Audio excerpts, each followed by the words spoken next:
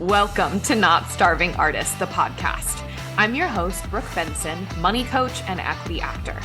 I am your financial cheerleader, here to help you build your financial confidence and have power over your money. The best part, no budgeting or bi-weekly paychecks required. I went from being a broke BFA grad having weekly panic attacks about money to a financially confident, wealth-building actor and business owner. Money gets to feel fun, simple, and sexy, and I am going to show you how. Today, we are talking about how to build an effective money strategy, money plan as a creative. And I'm going to talk you through how to do this with the analogy of putting on a musical. I am in the acting world. I am in the theater world. So this is an analogy that makes a lot of sense to me and how I want to articulate how to set up all the different pieces of your money plan and your money strategy. Now, this doesn't have to be complicated or difficult. You just have to make sure all of the pieces are in place. And I'm also going to use this analogy to show you where you might be going wrong with your current money strategy, why it's not working for you using pieces of this analogy. Okay. So where we're going to start is we're going to line out all the pieces that you need to put on a musical. So it starts with you. Okay, you are the artistic director. So the artistic director of this show that you are putting on. You run the theater, you're in charge of pulling all the pieces together. That is you. You are artistic director. Now, your first job is to decide on your vision, okay? And this is where you're choosing the script. You are choosing the production that you want to put on, or you are commissioning the playwright that you want to write this specific vision you have for this thing you want to put on your stage, okay? So the script, the playwright, that is the vision. So if we're thinking about your money, right?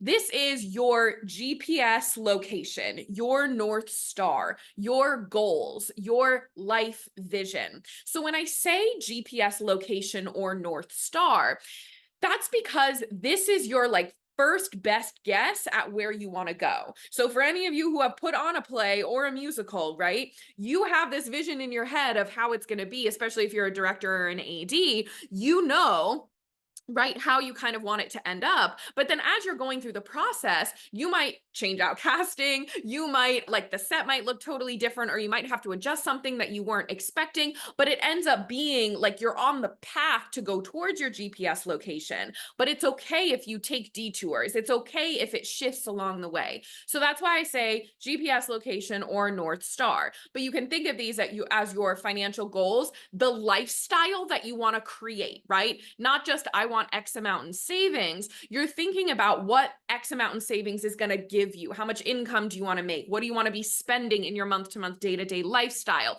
What does that look like? That's the vision. That's the script. Okay. So then once you have the script, you want to bring on a director and a choreographer, right? The person who's actually going to implement the vision. Okay. So when we think about a director and a choreographer, they are taking the artistic director's vision for what they want this to feel like, what they want it to be like. And then of course they have visions of their own, but they're actually going to make the thing happen via blocking, via the dance choreography, via how they are going to direct the actors to interact with each other, right? They're actually going to make the vision happen tactically. Okay. So this is your money flow. This is your cash flow system with your bank accounts. So a cash flow system is just how your money is flowing through your bank accounts. And the money flow method that I teach, that I created for creatives, right, with fluctuating income, it works with biweekly paychecks. It works for consistent income, but it was built for fluctuating income. So what this cash flow system does is it directs your money where to go. Here's the money that's going to your firm expenses, your bills, your auto pays, etc. Here's where the money's going for your groceries, your fun spending, your entertainment. Okay, now you go into the savings account, right? I have a surplus sequence, which is when you have extra money left over in your bank accounts after your bills are paid and after you've spent what you spent for the month, where that extra money goes, right? So that's like the choreographer being like, okay, we're going to do a double pirouette here. We're going to do some kickball changes. We're going to do some, okay, everyone flock to the left. And then we're going to do some step touches while homegirl does her solo over here, right? It's telling them where to go. Okay, that is the cash flow system. Now, we now have the actors, right? The actors are your money, right? The actors are your actual dollars. So the dollars are coming in, right, to the cash flow system and being told where to go. The actors are coming into a rehearsal, into the rehearsal room, onto the stage, and the director and the choreographer are telling them what to do and where to go. Okay. Now, how do we get actors into the room? How do we get actors into the rehearsal room? Casting. So your income source is the casting director, right? The person who's in charge of going out and sourcing those actors. So the casting department, casting director, that is your income sources, okay? You can have multiple income sources, you could have one income source, but you want to make sure you have the right actors. You want to make sure you have a wealth of actors to choose from and to funnel through, right? That is the income source. So you need casting in order to bring actors into your cash flow system, okay?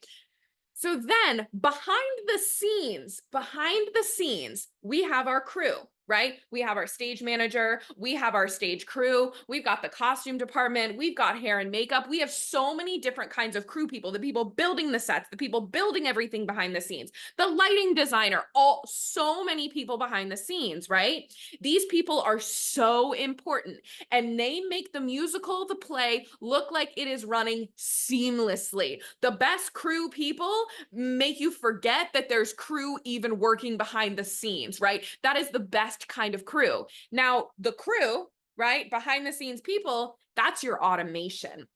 Okay, that's your auto pay on your credit card. That is the auto draft being put into your investment account. That is the automation that's coming into your money flow, your cash flow system. So your dollars are automatically being put places, right? Like the director says, you go here, you go here, you go here.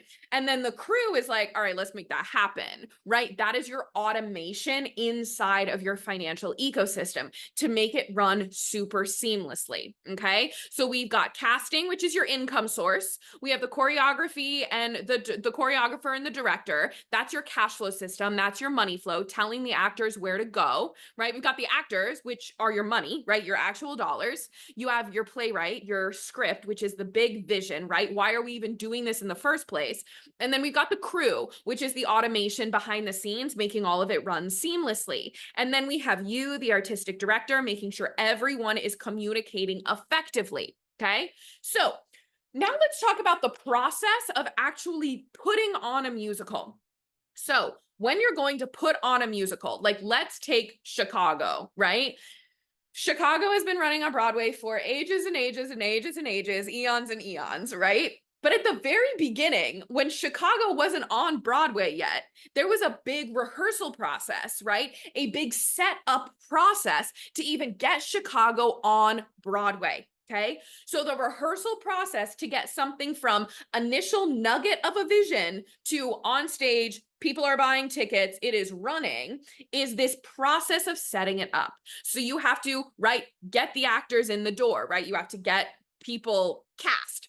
Then you have to hire all the people. Then you have to actually go through the rehearsal process to be like, okay, so directors and choreographers, we've told the actors what to do. Now the actors have to learn how to do it. And we might have some kinks along the way that we need to brush up. And we actually need to decide how we want things to be moving forward, right? And then you have tech week, right? Where you're actually moving the thing from the rehearsal room onto the stage.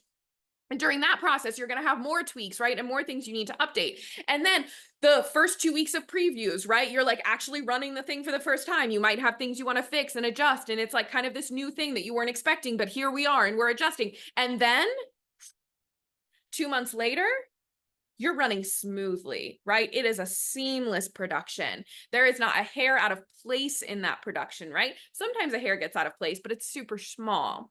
So when we're talking about setting this money flow up for you, setting up your financial ecosystem, setting up your cash flow system, beginning on this financial wellness journey and setting up your financial infrastructure, it's the rehearsal process, okay? And let me be very clear. The rehearsal process is so fun if you let it be fun. I have been in rehearsal processes that have been grueling because everyone in the room, like, there's just this energy of like, oh, this is taking so long, or like, oh, the director is doing this, or like, oh, they're not trusting us, or like, oh, the castmate drama, whatever.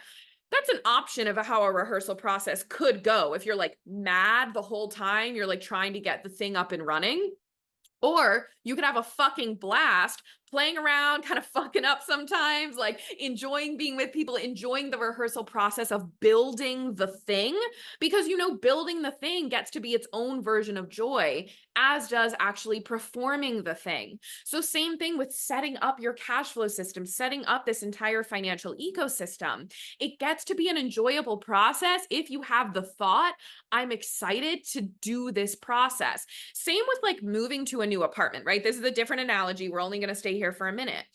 But when you move into a new apartment, or you move states, you move cities, whatever it is, that can be the worst experience, most stressful experience of your life, or it could be the most fucking fun. My partner and I, we have done so many big moves, like 2 cross-country moves in the span of 2 years, and where we like sold all of our shit and like moved across the country and like sight unseen, really wild moves. And there were so many people who were like, oh my God, I'm so sorry. That's so stressful. Like, good luck, you guys.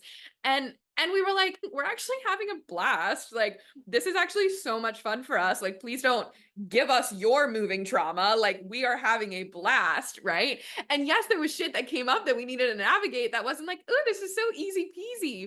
But it was such a fun, playful experience. You get to have the same feelings and thoughts about setting up your financial ecosystem as you do in a fun rehearsal process of like, I'm going to have a good time building the thing. Okay. So once you get the musical on stage, then it's running, and it is running smoothly, and it is running for ages and ages and ages, right? If we're going back to Chicago, right? She is just up and running and smooth and consistent and stable, right? And there's still magic and glitter inside of the show because you built it with magic and glitter, but it's stable and it's running. Okay. That's how your money flow. That's how your financial ecosystem should feel. Now, why do we have financial CEO parties every single month? Because you need your brush up rehearsals, okay? You have a new actor thrown into your show, or right, like it's been running for a month and you know, the audiences have gotten a little weird, right? And you're like, okay, I think some things have like gotten a little bit off kilter, so let's have a little brush up rehearsal. Let's remember our choreography. Or you throw someone new into the mix and it's like, okay, let's have a rehearsal to plug this new person in.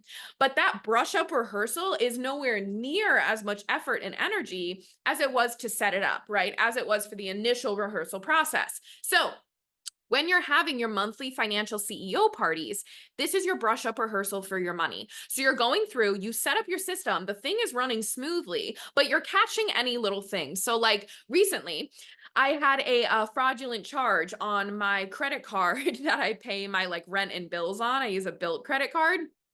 And someone went and spent $200 at California Pizza Kitchen in some like bumfuck nowhere city. And I was like, that's interesting. That's not right. But because of how seamless my money flow is, I was able to catch it so quickly. I was like, $200? Absolutely not.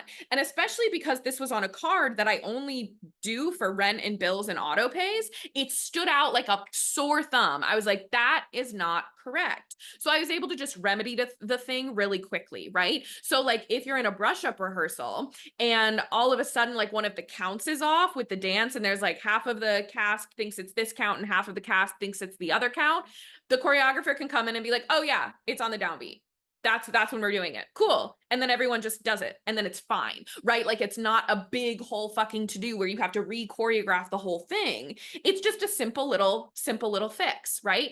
This is where you're going to audit your spending. Like, did I like my spending this month? This is like going through the show and being like, ooh, we've kind of gotten a little, we're really leaning into like the drama and the sobbing of the story. Maybe we can like pull back and like lean a little more into the joy, right? Or like fight against the drama. So it's just like a little energetic tweak of like, ooh, maybe maybe this month I see that I was like a little bit anxious and a little bit overwhelmed. So my eating out actually got really crazy, but I was mad that I was anxious and overwhelmed. So I was still trying to cook at home, which meant I spent a fuck ton on groceries that ended up going bad. So like, then you're realizing, oh, if I just like lean into the energy that I'm feeling and I stop buying groceries while I'm eating out more, then I'm going to like my money better at the end of the month. So you see, you can also have like energetic shifts.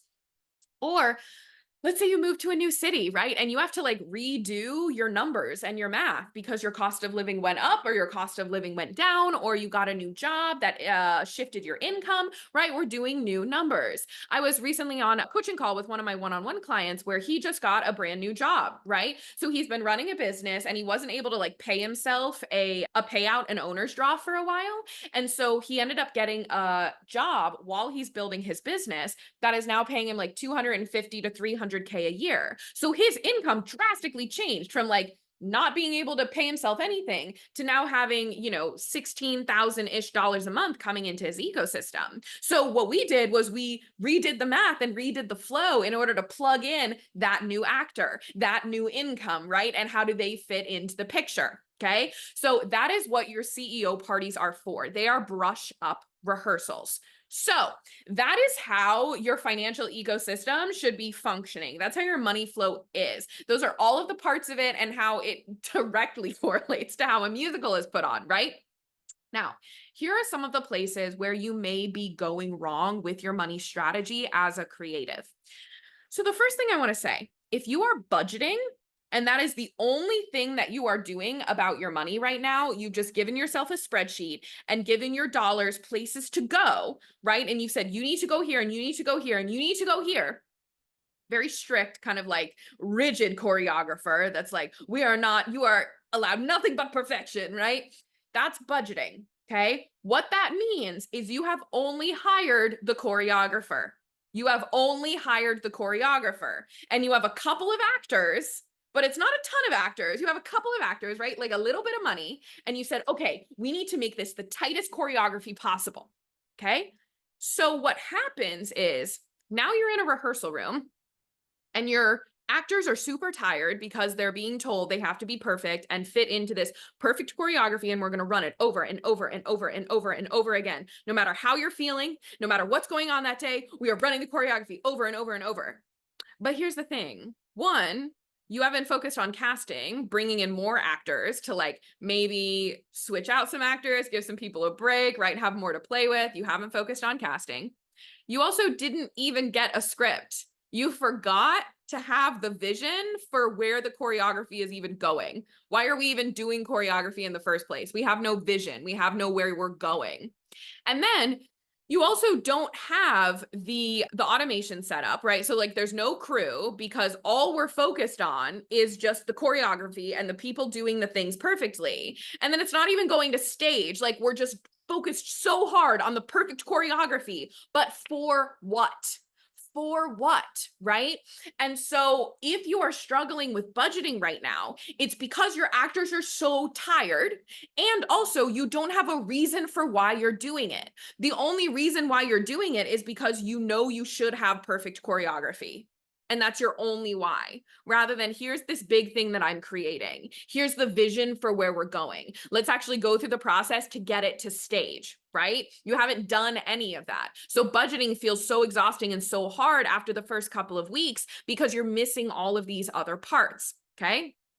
Now, if you are a money hoarder, or you feel really terrified to move banks or manage your money or like make that first investment, all that's happening here is that you are afraid that moving from the rehearsal room to the stage or taking it from the rehearsal room to put it on tour, right? You are afraid that it's going to make everything fall apart, right? When you move it to stage, all the choreography is going to go to shit. Some of the actors are going to get lost, right? All the actors just got lost on a bus and now they are nowhere to be found, right? You're afraid that moving from rehearsal room to stage is going to fuck up everything you've created in your super safe little bubble of the rehearsal room where there's no external factors, okay? what you need to do is you need to trust your actors, trust your cash flow system, trust your directors and your choreographers, trust everything you've built to be able to withstand a move to stage or a move to go on tour. And then no one's going to get lost, right? Actors are smart. Your dollars are smart. Your dollars are also federally protected, so they can't just disappear into thin air as long as you're at a bank that's FDIC insured, right? You can trust that when you get to stage or when you get to all of these touring houses that you're going to, that everything's going to be okay. And you also need to remind yourself that you and your director and your actors are extremely adaptable. So let's say you are touring, right? And you go to a playhouse that has a tighter stage, right? It's like 3 feet smaller in width, and you have to re-block and re-choreograph a little bit because not everyone fits in this line that you had originally done. Cool. All you're going to do is you're going to move your one line into 2 lines, right? Or you're going to be like, okay, so instead of this much room between all of our dancers, we're going to have this much room between them. Small little tweaks, right? And your production, the thing that you've built, is strong enough and adaptable enough to be able to make that shift. You forget that you have that power, that you can still come in and move things around. So that's what you need to remember as you are moving bank accounts, right? Is like, okay, one, I need to remember my actors won't get lost because they're smart adults, i.e., my dollars can't get lost because they're FDIC insured, and like money can't just disappear into thin air, even if I'm online banking. We have to remember that. Also, if you are setting up your new money flow for the first time, right? You're like putting it into action for your first financial CEO party and you're adjusting things and moving things around. Oh no, I got hit with an overdraft fee as I was moving from Bank of America to Ally. Everything has gone wrong. That's not true, right? All that happened was one of your actors, right, as they were dancing around, right, like hit another actor by accident, and it's like, oh my God, the musical's over, we're done. Rather than, hey, how about we just move you 2 feet this way and then we won't have that issue again? Is that cool with everyone? Which means, like, if we're going back to the money world, that's you calling up Bank of America and being like, hey, there was a miscommunication. I told you I was closing this account. I had an accidental draft hit. Can you refund that fee? Thanks so much. 9 times out of 10, they're going to refund you. It's so much lower stakes than it may feel in that moment. Okay. So you have a fear of fucking it up. You're just forgetting you have the power to adjust it. Okay. Now, if you are feeling like you've set up this whole thing and you're moving it from stage, or you're moving it from the rehearsal room to the stage, you're in first previews, you are feeling like really vulnerable about this thing you've created. Like, you know, it's amazing and you love it and you're so excited about it, but it doesn't have that external validation yet, right? Of people being like, Chicago's awesome. We love it so much. No wonder it's been running for years and years and years. You don't have that yet because it's just moved to stage or it's just gone into previews. And so what happens is the theater critics at that stage of the process are going to be so much louder and scarier and affect you so much more than they would if a theater critic pops up 3 years into your run. Okay. So what I want to tell you is that, like, the theater critics that pop up as you're doing some new things with your money, those might be your parents, right? If you tell them, like, you've invested in money coaching, or you move banks and they know that you've moved banks, right? And they're like, why are you moving banks, right? Or you split up your savings and like they see that and they have thoughts about it. Or you're talking to a friend who, you know, has the energy of like, haha, we're all broke, right? And now there's like kind of this weird energy of like, wait, so you're not like playing into the broke energy anymore? Like, I don't know if I like that. They might not overtly say that, but you might feel that shift in energy of like, oh, you're trying to be one of those rich people. Like, what are you doing? You might start feeling that energy. What happens is, because you're in such a vulnerable place with your play, with your musical, or with your financial wellness journey, with the new things tactically you're doing with your money and the new thoughts you're having about your money, you're in an extremely vulnerable place to be reading criticism from theater critics, to be receiving thoughts from other people who are not on that journey and who have not seen the results of what you've created. So what I want to tell you is, just like If you are an actor in a musical, I mean, I highly recommend not reading any theater critic reviews while you're still in previews, right? Like, keep your creative vulnerability in its protected bubble. You're allowed to be precious with what you allow into your energy field when you're in a vulnerable place of creating something or doing something new. So, same with your money. As you are on this journey, right? Building up your financial ecosystem, starting with new thoughts that you want to be thinking about your money, a new relationship with money. You've just started in a new money coaching container. I have so many clients who begin money coaching, and one of the first things we talk about is how to be precious with who you share this stuff with. Now, this doesn't mean you're keeping it a secret and you're like, I'm not going to tell anyone. This is like my dirty little secret. No, you're not keeping it a secret. You're keeping it precious. And you are only sharing these things with people who you know will support you and get it and see the vision, right? So if that means you don't talk to your parents about your money for a little bit, right? Because you know they're going to have thoughts about like, why are you allowing yourself to spend like things on frivolous money on frivolous things, like going out to a nice dinner or getting yourself like that new jumpsuit or whatever, when you have credit card debt and you should be putting every single dollar you can towards your credit card debt? You don't need that thought and that opinion in your world right now, because what you're shifting is, I'm allowed to still live my life while I pay off debt. And I know that my debt payoff plan is easy and inevitable, and it's automatically happening in the background. Shout out to the stage crew via automation, right? Automatically happening in the background. And I actually need to heal the part of me that keeps wanting to punish myself for spending decisions I made in the past. And part of that healing is not restricting myself now and letting myself buy little things that make me happy here and there to heal that relationship.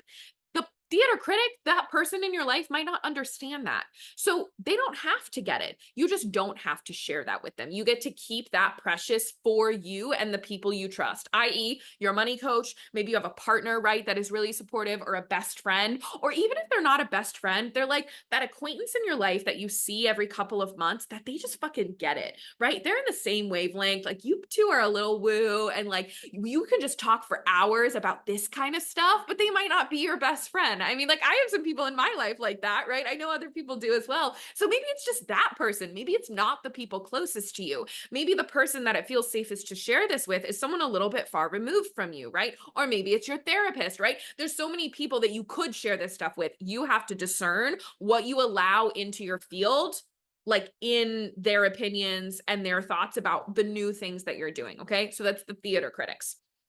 Now, the last thing I want to say is, if you have a vision with no action, if you are in your journal talking to yourself, writing letters, visualizing this big financially abundant life that you want to create, you have all these big creative visions, like, you know, you are meant for the big screen, you are meant to be taking vacations 6 times a year, like, you have this big expansive vision for your life, but you're not taking action.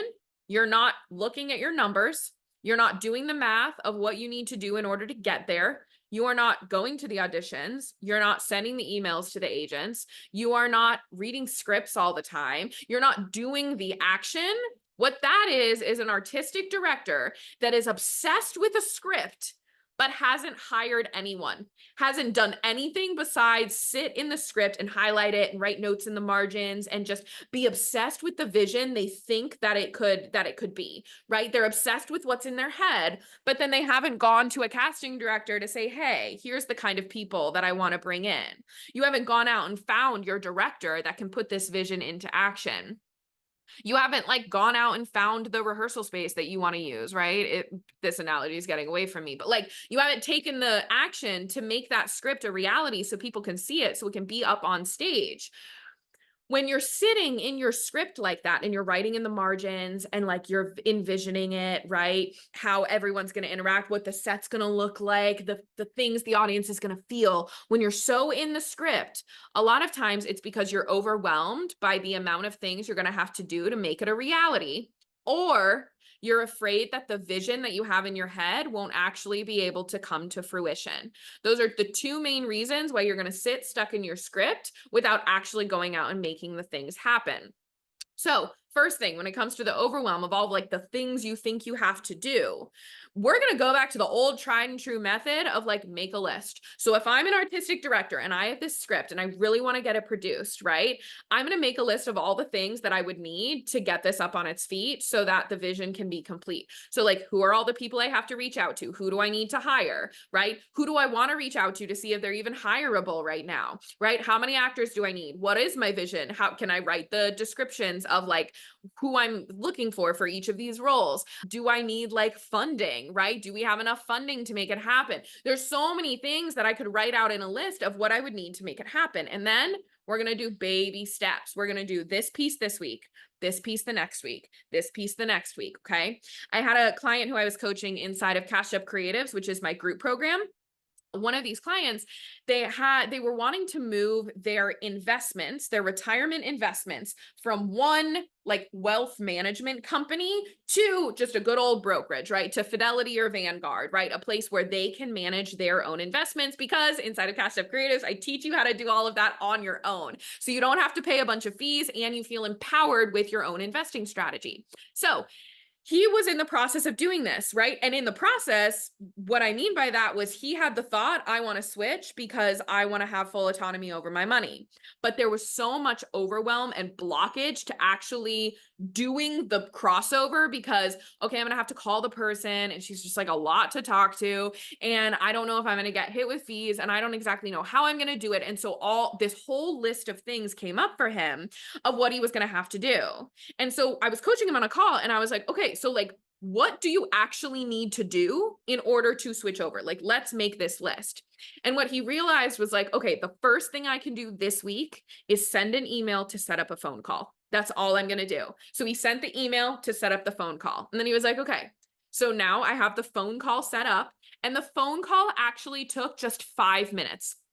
Okay, a 5-minute phone call with this financial like wealth manager to figure out what he would need to do in order to move his money over. And then she gave him an entire list of things that he would need to do to move his money over. Smaller list than what he thought and like much simpler than he thought. But it ended up being like a total 10 minutes that gave him then the confidence of like, oh, this is actually going to be pretty simple. I just need to like cross some T's and dot some I's. Right. But it was the thought of how overwhelming the list would be rather than focusing on like, what baby step can I take today? What baby step can I take tomorrow? So when we're talking about these big visions and like this thing that he was doing was like moving his investments from one place to another is for the big, big vision of financial and creative autonomy. Him being able to touch and look at all of his dollars at any time is part of his big vision. Because when you have that kind of financial autonomy, one, it does something to your confidence. It does something to your identity around money. But also he has really big creative visions where like he wants more autonomy in what he gets to create, maybe funding his own things, those sorts of visions as well. So he's got this big vision, right? The big script vision of what you want to put on stage. And then this piece of moving the investments from one place to another was a small task that needed to get done in service of that bigger vision. So it's like breaking those things down. So that's the first thing that I would say if you're feeling overwhelmed by the tasks bit by bit by bit. And then if you're thinking, another part of this is how long do you think each of these tasks are going to take? Because they're usually going to take way less time than you actually think. I was asking someone the other day, I was like, how much time do you think you would need a week to like get your money shit together? She was like, I don't know, maybe like 10 hours a week. 10 hours a week to do money? Absolutely not. 1 hour a week maximum, right? If you're in a coaching container, this is what I tell all my one-on-one clients. 90 minutes a week is what you're devoting to your money. And that's only for the beginning, right? Where you're going to spend 45 minutes on a coaching call and then 45 minutes implementing what we talked about in the coaching call. 90 minutes a week. You spend 90 minutes a day scrolling on Instagram, or like the Olympics are on right now, right? Like watching the Olympics. You can devote 90 minutes a week to your money. It's not going to take you 10 hours a week. So actually get real with yourself of like, how much time is this thing actually going to take? Okay. So then the other bigger thing that I see keeps people stuck in their script, stuck in just the big vision and not taking action is, what if I actually can't make this vision a reality? Or what if I make this vision a reality? Then what? Okay. Those are the two big questions that come up and make it feel safer to stay inside of your script. So, what I'll say to that is, what a much more fun problem to have, making the vision a reality and then having to ask yourself, then what? That's a much more fun problem than what if I can't make this vision a reality, or sitting in the problem of like, I haven't made it a reality yet. Give yourself the more fun problem. And then the thought of, what if I can't make this vision a reality? Okay, how could that actually happen? Right? Like if you hire the casting director, you get the actors in the room, you hire the choreographer and the director, you get the stage crew, you go through the rehearsal process, you get it up on stage, and it's like, meh. Like we've all seen some bad shows, right? Like I'm not going to name any right now. Okay. I was just like rolling through the list of shows that I've seen recently where I'm like, quite it. But you put it up on stage and it's like, yeah, that wasn't really the vision. That wasn't really what I wanted. Okay, cool. Go get a new script. Let's go put something else on stage. You learned so much through that first process. You have so much more knowledge and data and understanding under your belt now. Go get another script and do it again, right? And what makes that easier is if you're having fun the whole process, right? Which is why fun is such a core pillar of how we do money here at Not Starving Artists with my clients. We make it fun and we make it easy the whole process. Because if you grit your way and you hate your life and you deprive and restrict to hit a specific goal, I see this happen with a lot of people who are in like the FIRE realm, which means financial independence, retire early. That basically means your investments can pay for your entire life. You never have to work again, which we love. But what they'll do is they'll like ramen diet their way to hit FIRE. And then they hit FIRE and they're like, I didn't really think about what life would actually look like here. And I don't really love it. And then they're kind of resentful for like how many years they spent ramen dieting in order to get where they are. That's why you want to make sure you enjoy the process. Even if it extends your timeline a little bit longer, okay, well, you have fun during the process and you're going to have fun afterwards. So like if we're having fun the whole time, what's the problem, right? So when we're talking about like, oh, but what if I can't make it a reality? Cool. Like if you can't and you like actually can't, which is very rare, if you keep going and you like are consciously making, like if you are consciously choosing your director, consciously choosing your actors, consciously choosing how you want to piece everything together, your vision's going to come to fruition, right? More often than not. But if it doesn't, cool, you're just going to go do a new vision. You're going to do a new script. Now, the other thing I want to say is, let's say you're in the process and all of a sudden like half of your actors break their ankles, right?